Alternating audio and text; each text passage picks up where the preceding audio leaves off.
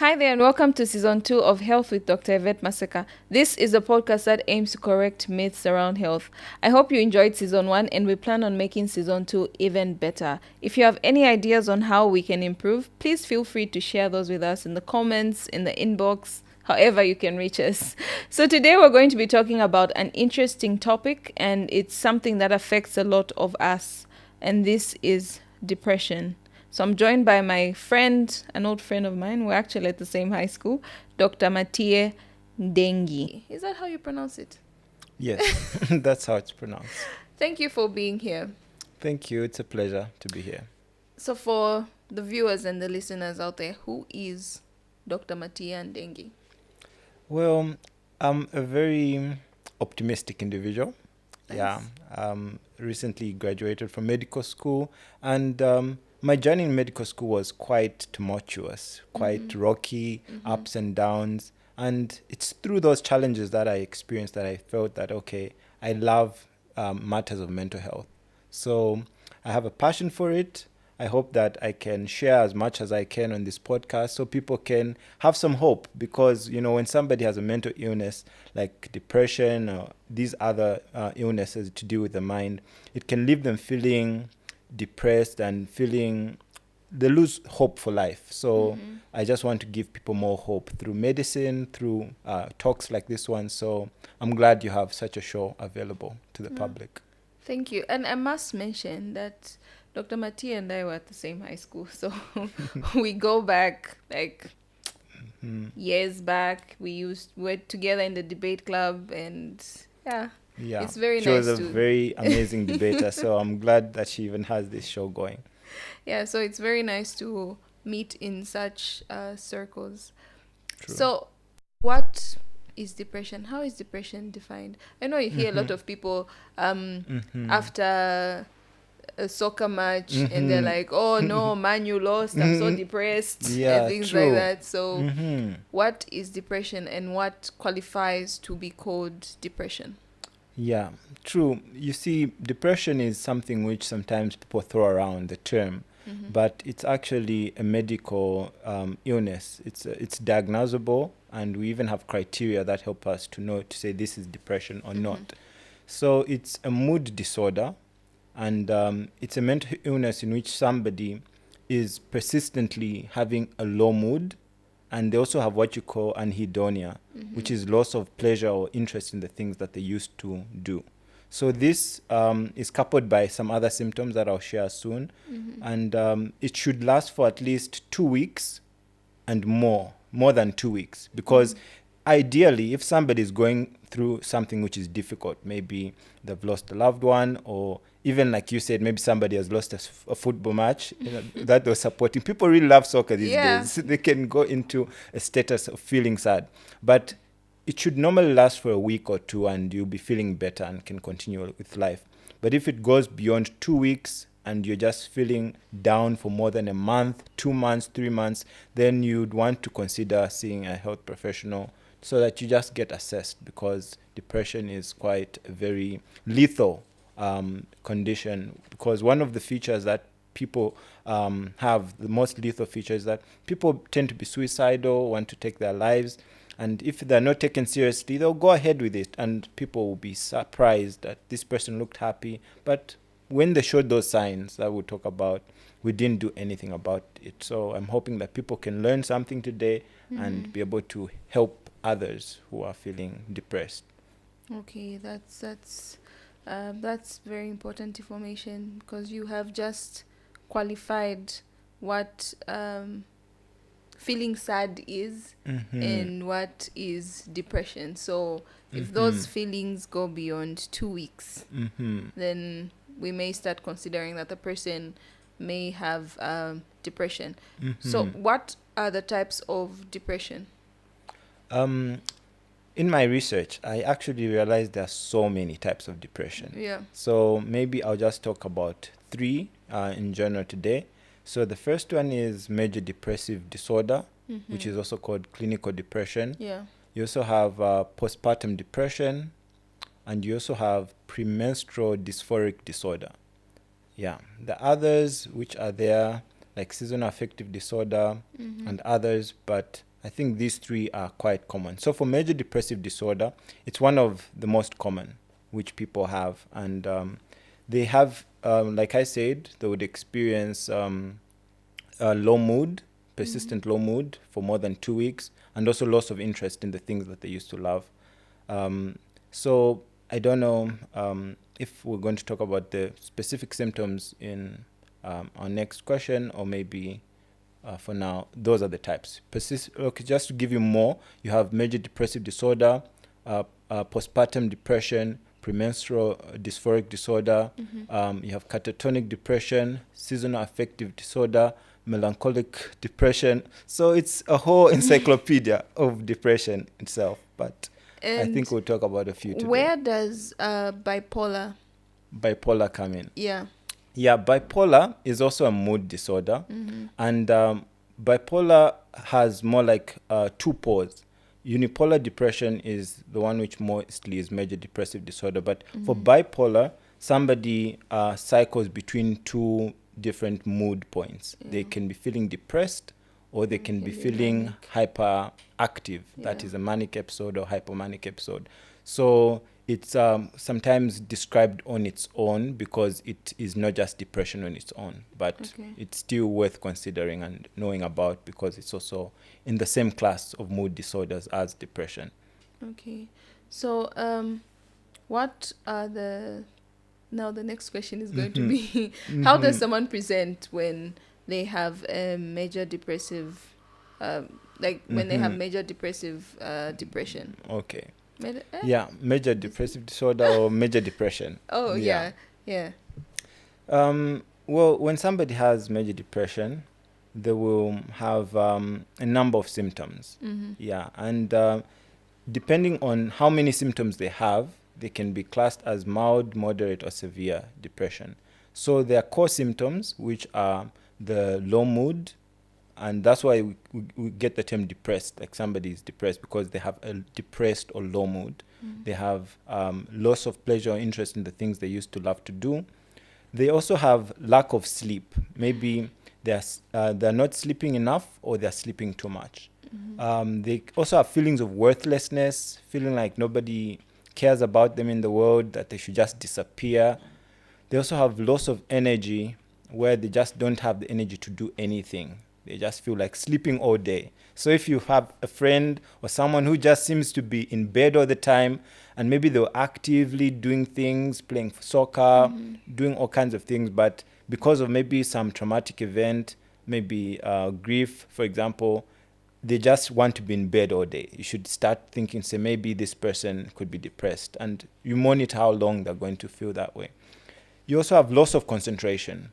People who were very active in class just stop getting good grades, stop paying attention, or at work they're not as effective and efficient as they were. That's also another sign of depression, major depression.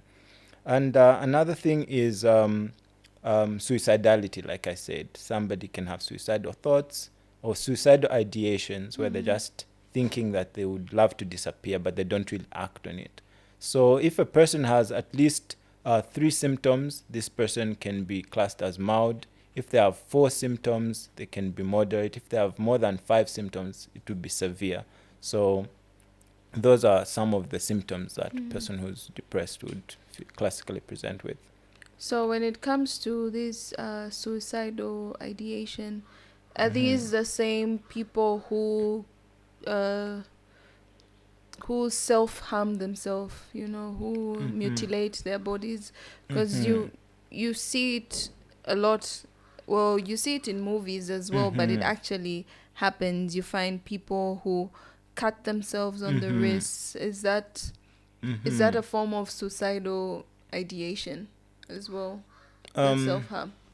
Yeah, it is something that can lead to suicide, because many times some of these people could be having persistent depression that is just lasting for so long, and they just want to get away from it all, and they think of maybe cutting themselves to bring themselves some form of pleasure sometimes, to just stop them from thinking about this thing. They just want something to distract them.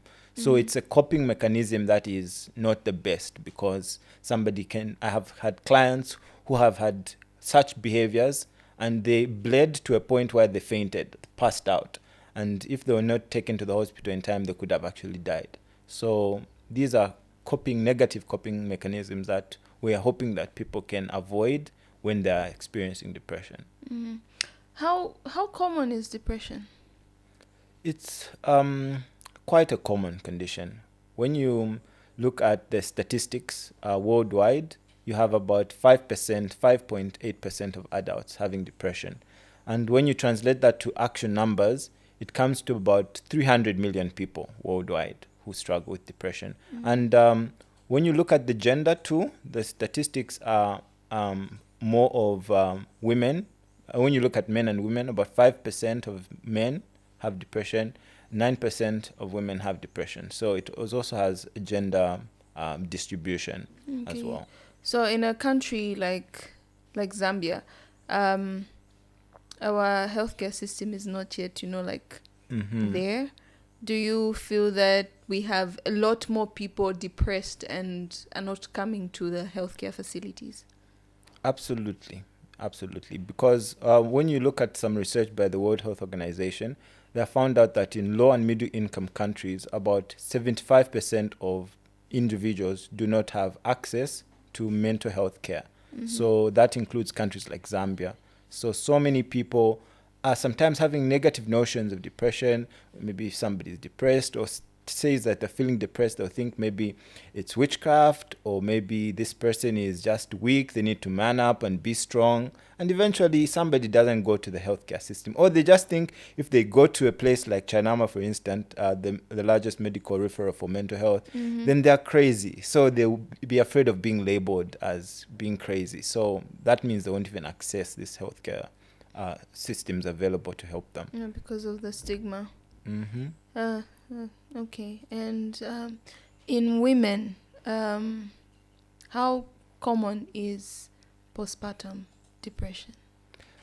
Statistics show that it's about 15% of the population would experience postpartum depression. So like the ones who've... Wait, when you say 15% of the population, so the population in this case are the mothers? Yes, the Okay. population of the mothers. Okay. Yeah, of course you wouldn't expect that in men. But maybe, after a child is born, they're also stressed out. Maybe, yeah. But mostly it's women. So 15%. Yeah. And do you feel it's missed as well? As when a woman just gives birth, do you feel like these conditions that we miss in our health system in Zambia? Absolutely. It's actually missed quite often. And maybe a woman may just be thought to be, she's just being neglectful, because some of the symptoms they would present with is they will be feeling very sad. And it's mostly in the first 3 weeks of just after giving birth. That's when a woman will mostly have postpartum depression. And it can go even as long as 12 weeks. So during that period, that person will be feeling sad, intensely sad, and they will just feel incapacitated. They don't even care for the child as much. So sometimes the public will think, okay, this woman is just not caring for the child. She's being, neglectful, but she's actually having a depressive episode, which is as a result of that postpartum period. But with treatment, with interventions, if it's identified, these people can be helped and it will resolve. That's very interesting. I'm sure there are some people out there who didn't even know that postpartum depression exists. The only time that we seem to pay attention is when someone has postpartum psychosis, because postpartum psychosis is very evident. Someone will be talking irrelevantly, they can be aggressive, violent. So that's very, very, it's not hard to miss that. It's right there. But for depression, you may just think someone is having, like, maybe just being sad, but in actual sense, they're going through depression. Yeah, and that's why it's important that, the male counterparts, the husbands, the partners are there to support the wives and the partners during that time, even after birth, not just before, but during and after, so that they are feeling supported. Because one of the risk factors of depression is also lack of social support. If you don't have somebody in your circle who's there to be with you and to encourage you in those tough times, it means that the likelihood of it being severe is higher. Yeah, because a few cases I've seen, even of the postpartum psychosis, it's when the partners are not in good terms most of the time. There's one who was going through separation, but she was, pregnant. She got pregnant, and she was basically alone. And she went through that period because she didn't even have the basic needs. When you deliver, you need to have nappies, you need to have a head soak, all those things. She barely had those things. So social support is very important. Yeah. So the other one you mentioned that I'm very interested in is the one to do with menses. Yeah. Yeah, premenstrual dysphoric disorder. Yes. True. It's one that is common as well in the population, but the statistics are not so high as compared to the postpartum. It's about 5% of the population may experience it. And this often happens just around the menstrual period, when it's during ovulation, just when the luteal phase is about to begin. So just around the menses, somebody will have symptoms of depression. They'll start having feelings of low mood, loss of interest in the things they used to love to do, and loss of concentration, lack of sleep, and just the classic signs of depression. So it's something that happens because of the ovulatory cycle, and it's also something that needs to be picked up, because some people may just think, okay, my partner is just being moody or something, but it's something that is expected for individuals around that time. So it's something to take note of, so that people don't just blame people for being, moody, but it's actually a condition that can be treated too. Yeah, that's very interesting. But so most of us go through this without knowing, eh? Like you get depressed, and then you get undepressed without you even knowing, eh? Yeah. That's very interesting. So what puts an individual at risk of developing depression? Are there any environmental factors, psychological factors, maybe genetic factors that predispose someone to being depressed? Yeah, we do have a lot of risk factors, actually. One of the risk factors that are very high up, familial predisposition. Yeah, it has been shown that major depression can actually be common in families, and it's also something that can be inherited.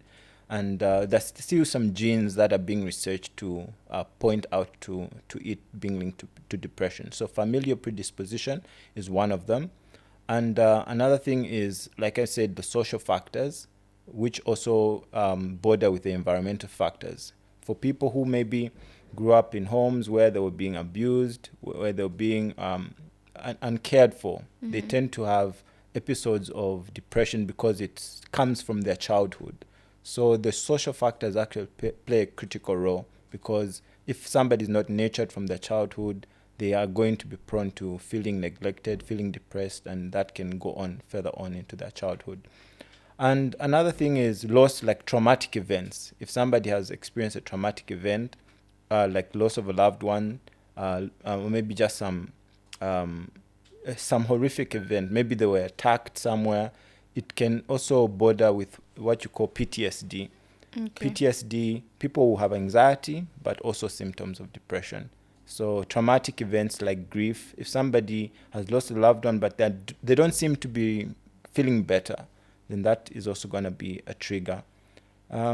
So these are some of the risk factors. And the other social factor, I did a research when I was during my training. I was trying to find out the risk factors associated with depression among medical students. And some of them included financial problems. If people are going through a financial difficulty and they don't seem to find a way out, they tend to become depressed. If people do not have supporting relationships. In fact, one interesting thing I noted is that there was a research done on people who are single and people who are in relationships. And it was found that those who are single had higher levels of depression compared to those who are in relationships. So being single is not good all the time. So it's a risk factor. You guys have heard it. Being single is a risk factor for depression. But at the same time, if you have a partner who is abusive, being in a relationship can also be bad. So just pray that you find the right partner who can help you to cope when you're going through those low moments in life. Yeah. Okay, so when it comes to substance abuse, like abusing alcohol, abusing other addictive things like marijuana, is that a risk factor for depression, or does depression lead to these to you using alcohol and other drugs? It's actually a vicious cycle. Both can be true. When somebody is taking alcohol or abusing alcohol, it becomes so addictive that times when I've met clients, even when I was in hospital rotating, that people would abuse alcohol so much to a point where it becomes the main theme of their life and they just can't break free and they become depressed because the alcohol has such a great hold on them that they can't function at school, can't function at work, so it destroys their life. So they become depressed about the alcohol itself. And alcohol itself is also something that people resort to when they are feeling depressed. So somebody's feeling sad, maybe they've been laid off at work, they've been disappointed in a relationship, then they go to alcohol to try to numb their thoughts and to just drown themselves in alcohol. But eventually they become sober, and when they become sober, those thoughts come back, they go back to the alcohol. Drink. So it just becomes a vicious cycle in the end, and it doesn't solve the problem.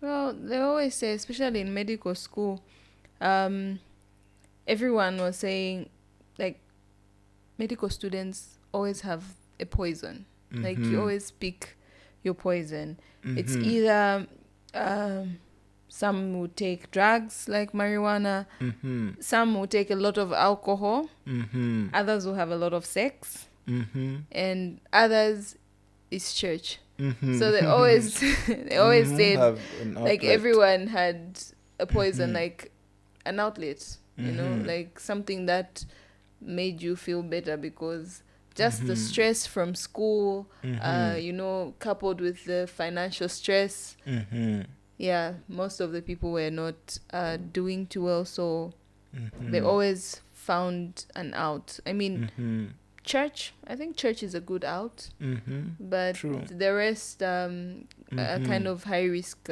behaviors. True. So Very how would true. you, or what would you tell students? What should their out be? What can they do apart Yeah. from these other vices that I just mentioned? True. No, definitely it's so important to know what outlets are available for students, and particularly medical students. That's why I had a hunch to want to research about medical students, because more than the average population, medical students are at a higher risk of depression because of the fact that they are, under so much duress. There's so much that they need to study. The workload sometimes is so much. So compared to the general population, medical students are at a higher risk. So it's important that they know, even students in general, because you have places around the country in Zambia, people taking their lives due to maybe they failed a course or things like that. So it's important that people know how they can deal with it. So like you mentioned, social gatherings, be it at church, be it with family, be it with friends, you just need to be connected. That's one thing that will help tremendously.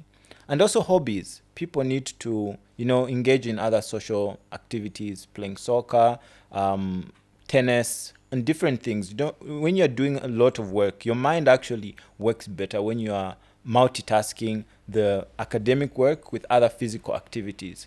You can learn to play the piano. I myself have learned how to play the piano. I know how to. I recently bought a guitar, so I'm trying to learn something there. So explore other hobbies that will just refresh and recreate your mind. It will really make a big difference. And also talking to somebody, like as you talk to those people, your family, friends, don't feel ashamed to share your burdens with others, because as they hear you out, it will actually help you to calm down and not to want to just drown yourself in bad vices. Yeah, but when it comes to especially men, they rarely open up. Of course, because, as a man, you want to portray that you're masculine, that, you can handle anything that comes to you. So you being vulnerable to your family, most men would take it as weakness. So what's your word of encouragement to them? Definitely, they need to have a mindset shift. And that's actually one of the myths of depression, that it's a weakness. That when you're weak, you when you're depressed, that means you're weak, and you don't want to portray that weakness by telling others. So men should try to get a leaf from women, because even like in my practice, 80% of the people who come for mental health counseling are actually women, because they are more in tune to speaking out. But men are closed up. We have this superhero complex that we can just sort everything out on our own. So we need to be more deliberate for the men, because men actually, like I said in the beginning, the prevalence of depression appears to be lower in men compared to women. But that may not be the true reflection of what's happening on the ground. It could be that the men are not opening up to get assessed, and that's why women seem to have a higher prevalence. So, but unfortunately, women tend to recover more from depression because they have more health-seeking solution behavior. They seek a counselor, they seek someone to talk to. But because men are more closed up, they'll go to more drastic measures, maybe abuse alcohol, or maybe they would even take their lives, very drastic measures. Yeah. I was having a conversation with my colleague the other day, and he was like, you women, you're always saying, I'll kill myself, I'll kill myself. Men, you never find a man saying, I'll kill myself. They just kill themselves. Yeah. Like for men, that's why the suicide rates are higher in men. But women will always say, I'll kill myself. But the men actually just, they just do it. Yeah, which And is very sad. in as much as we are saying that the men need a mindset shift, I think society also needs a mindset shift. I feel like we are expecting too much from our men, forgetting that they're also human. They also go through these emotions, and we just expect them to like take in everything that the world throws at them, which shouldn't be the case. So I think we should also allow the men to be vulnerable to us, and not judge them to say, ish, what kind of man is this? Like, how can a man be crying? How can a man be, complaining, instead of just, going out there making money and things like that. So in fact, I'm sure you've heard the term Momuna Samalila. Exactly. In fact, that's the song that's playing in my head. Mamuna Samalila. But yeah, so society needs a mindset shift as well. In as much as the men do, society has a role to play, because the men are raised in a way where they're not allowed to be vulnerable. They can barely express themselves even to their parents.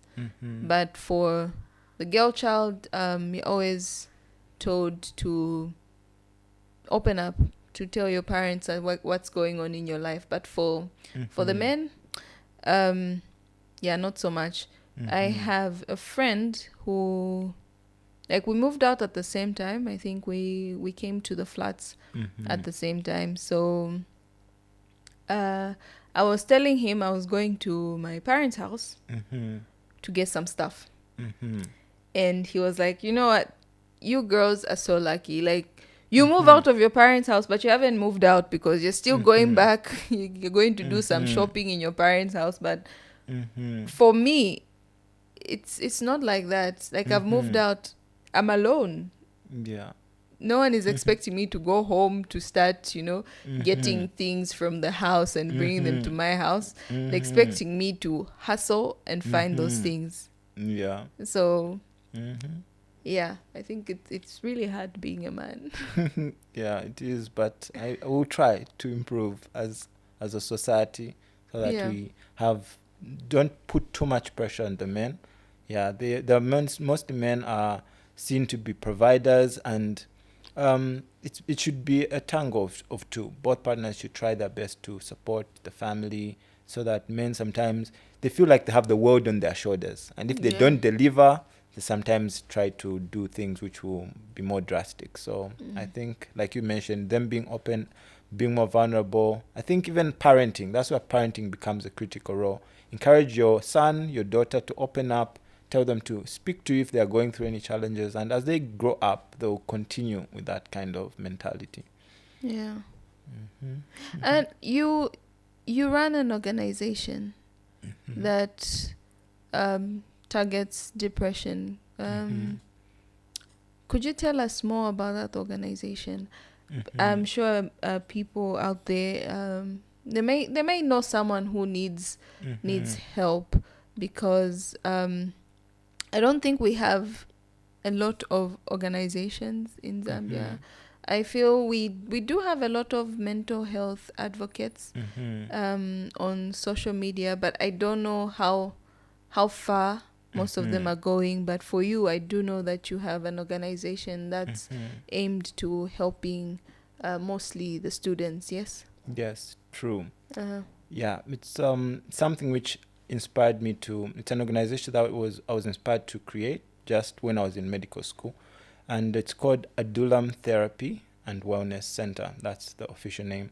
So we try to reach out to students in universities, and even those in the working class. We have some clients who reach out to us. okay. So we have a team of therapists, because at first I was doing it on my own, trying to talk to people, encourage them, but I just realized I couldn't because there were so many people who needed help. So I reached out to my fellow medical students. Others are now doctors, and others are pharmacists, nurses.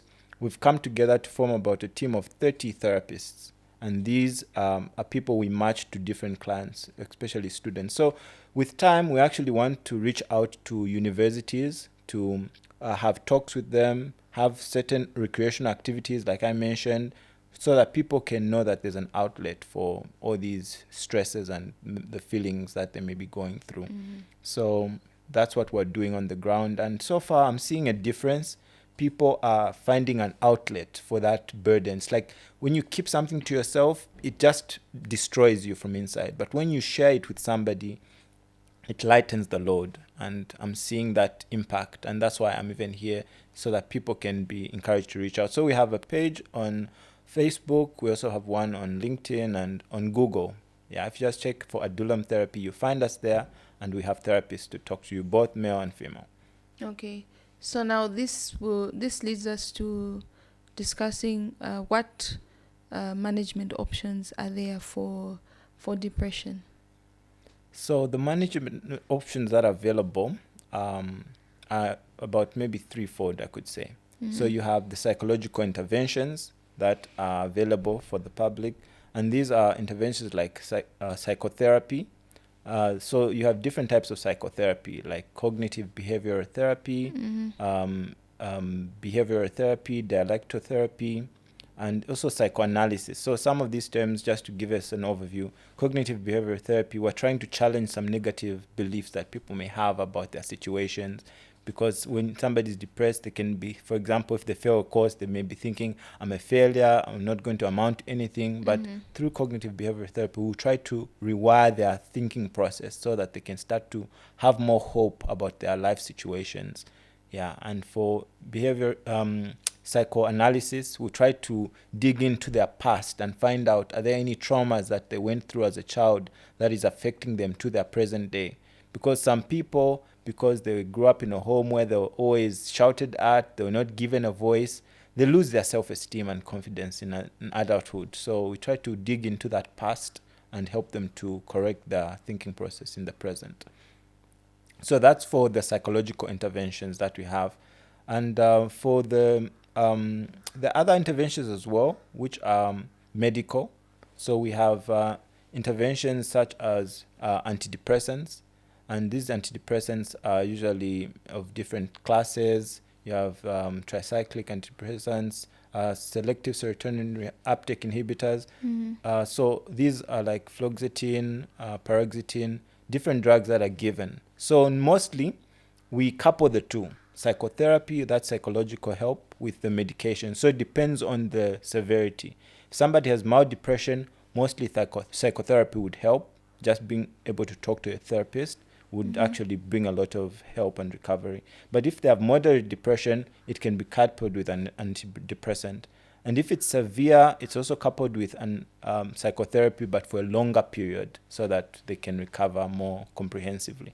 And just maybe the third thing in terms of treatment, also physical activities. There are certain physical activities that help a person to recover.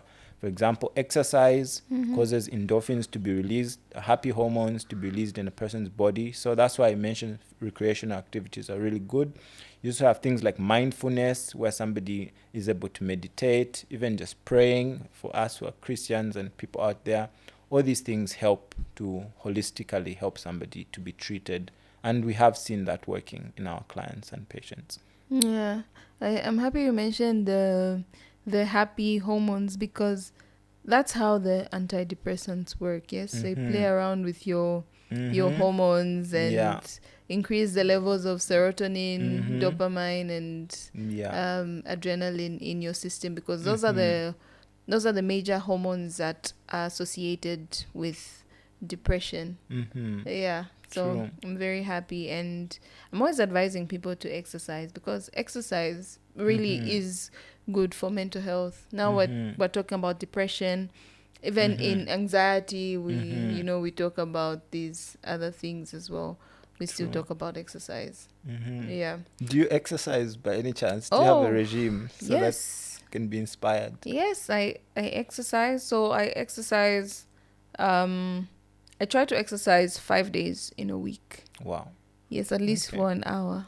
Okay. Yeah, That's I really play consistent. tennis. I do boxing. Okay. Yeah. So Wow. That's great. yeah. No, you're walking the talk. I am. So I'm a happy person because of exercise. Okay.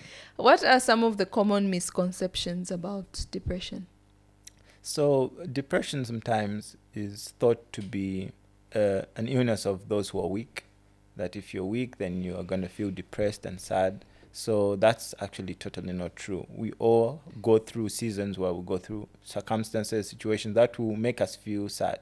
Sometimes people lose their jobs, relationships come to an end. So no one is immune to depression. Studies show that even infants as low as 6 months can have depression when they're separated from their mothers for a long time. So everybody is affected with depression. So that may be another myth, that it's only for adults. Everybody, young people, can have depression as well. So those are some of the myths. And other myths are that depression is something which cannot be treated, but in actual sense, it can be treated. Somebody can get better, they can recover, and they can be able to continue with their lives.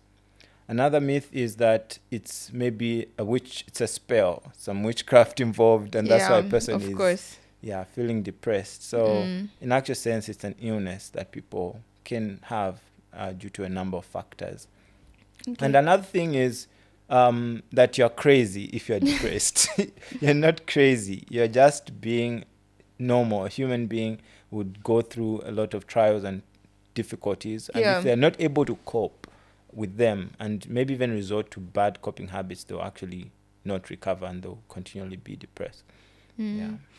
How have you seen depression impact people's lives? Depression has really had such a great impact on many people's lives, and that's why we're even talking about it today, because it really can make somebody do crazy things. Like I mentioned, suicidality, people take their lives if they're consistently depressed, and they also neglect themselves. Maybe they don't eat, and they begin to lose weight. They don't seem to be as active as they were. They're just in bed the whole time. And this can also make them at risk for things like cardiovascular disease.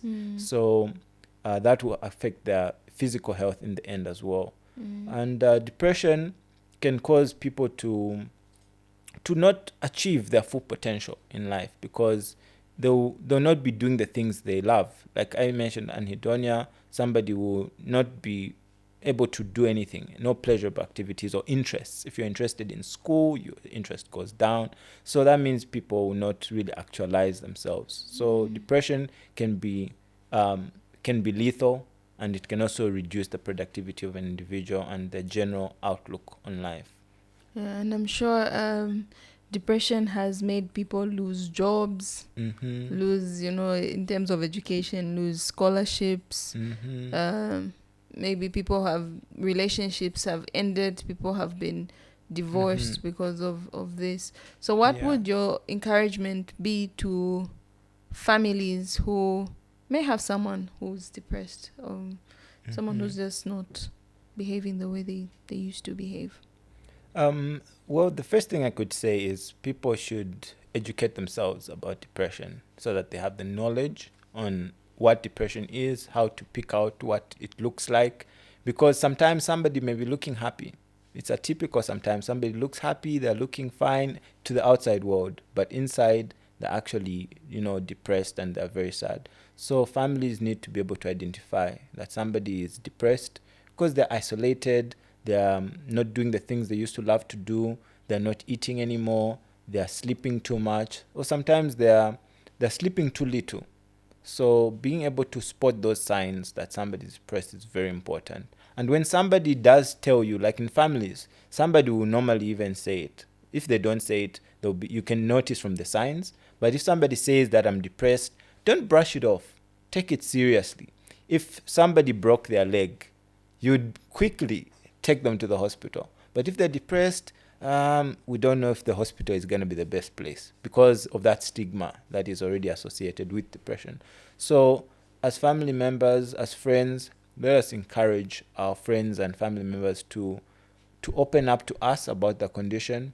And if we see that our talking to them is not breeding any help and any difference, we can take them to the clinic, to the hospital, to see maybe a counseling center like ours, or even just any hospital. Every doctor is trained in psychiatry as one of the things that they should be able to offer. So even as doctors, sometimes we just treat the medical aspect, but let's be empathetic to also talk to people about their struggles, and it will also help them to recover too.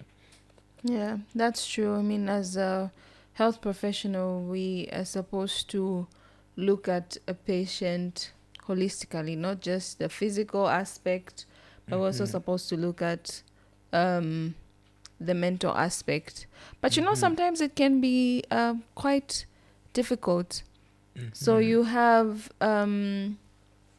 someone in the emergency room. For example, if it's an emergency room and they come in with something like depression, I don't think the emergency room is like an appropriate place to start, talking to them, because you have all these things happening around you, have people waiting in a queue. So directing them to a place that's more suitable, I think, is the way to go. And sometimes on the ward, we have patients getting depressed. I think on the ward you can make more time to talk to a patient. So we have patients getting depressed because they've been given some bad news about their condition. You have them being depressed because they've been in the hospital for so long, even when what they have is something that we can manage. But you find that sometimes they have to be in hospital for a very long time. Find that they're in hospital alone, no bedsider. And for UTH, because it's like the biggest referral center, so you find people coming from everywhere.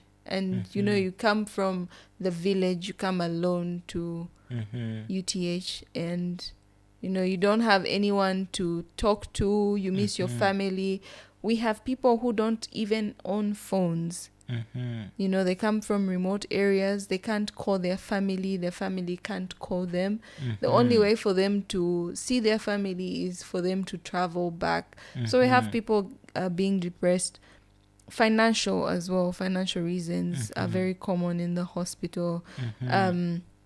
For example, the same person I'm talking about who comes from a remote area, they don't have any money. They have to rely on hospital food, which can, you know, sometimes you just get tired and you want to change, but you can't. Even you need to do some investigations, but you can't because, you know, because of financial strain. And as a doctor, sometimes, you know, we try to help these people out, you know, with financial assistance. You find that nurses contributing on the ward, doctors are contributing, but sometimes you can only go so far. Yeah, so in such situations, sometimes it's very hard. True. Yeah. True.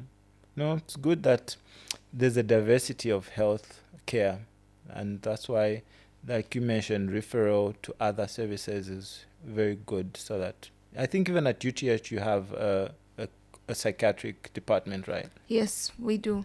We do. So we refer patients who who require those services. We refer them to the psychiatry department.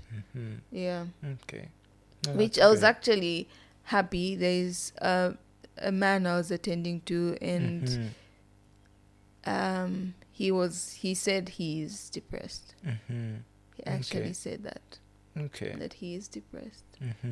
Yeah. And I referred him to psychiatry because it was, you know, the emergency room. Yeah. True. You definitely need to. Okay. So any words of encouragement to the people listening as we conclude this episode? Well, I can just tell the people out there that depression is not a death sentence. People can recover. It's a curable condition. Like I mentioned, when I was in medical school, I was so overwhelmed. I felt like, you know, I couldn't go on.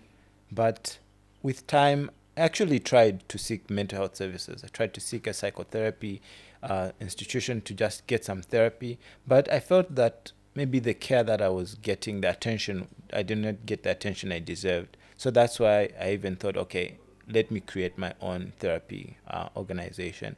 So there's help that is available out there. There are a number of healthcare institutions, hospitals, counseling centers, and even just family. The help starts from the family, from the home.